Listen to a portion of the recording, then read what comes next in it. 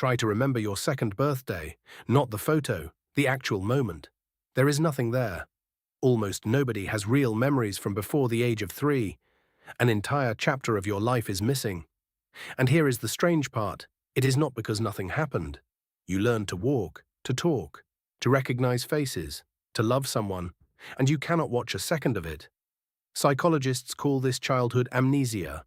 Freud named it over 100 years ago, and we are still working out why. For most adults, the first real memory lands somewhere around 3.5. Push earlier than that and it goes thin. Fragments. A color, a room, a feeling with no story around it. The obvious explanation is that babies simply cannot form memories. That explanation is wrong. Babies remember constantly.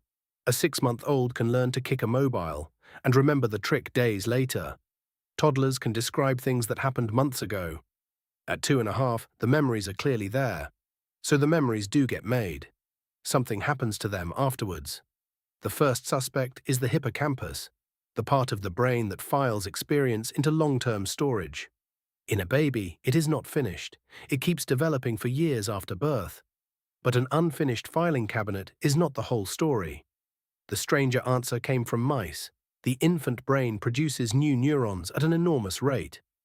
This is called neurogenesis. It sounds like nothing but good news. More neurons, more brain. There is a cost nobody expected. A memory is a specific pattern of connections. New neurons do not slot in politely. They wire into the existing circuit and rewrite it. The pattern that held the memory gets overwritten. In 2014, researchers Frankland and Jocelyn tested this directly. They increased neurogenesis in adult mice, and the mice forgot things they had already learned. Then they slowed it down in infant mice. Those babies kept their memories. Forgetting was not a failure of the infant brain. It was a side effect of building it. It is a strange trade. The brain chose capacity over records. Building a mind that could remember almost anything meant losing whatever came first. But biology is only half the answer. The other half is language. Think about how you actually store a memory. You narrate it. We went to the beach and it rained. Words are the hooks a memory hangs on. Before language, there are no hooks. The experiences are real. They are simply stored in a format your adult mind can no longer read. There is a third piece, and it is the strangest one. You need a you. A memory is not just what happened. It is what happened to me. At around 18 months, children pass the mirror test. They recognize the reflection as themselves. Before that, there is no stable self to hang the story on.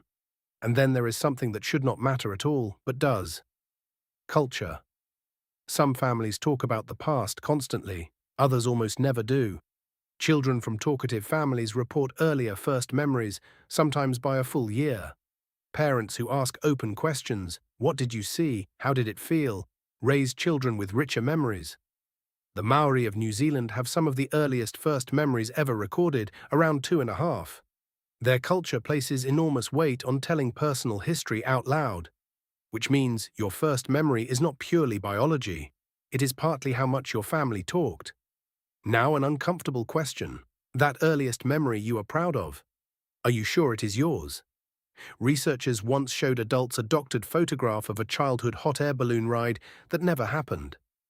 After a few conversations about it, many of them remembered the ride. Some added details nobody had given them.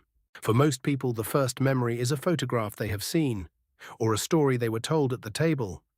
The brain rebuilds it, fills the gaps, and files it as lived experience. From the inside, it feels identical. So the years that shaped you most are the years you cannot visit. Your first words, the first face you loved. All of it gone from the record, except it is not gone, not all of it. Psychologists split memory in two. Explicit memory is everything you can describe out loud. Implicit memory is different. It is what you can do and how you react.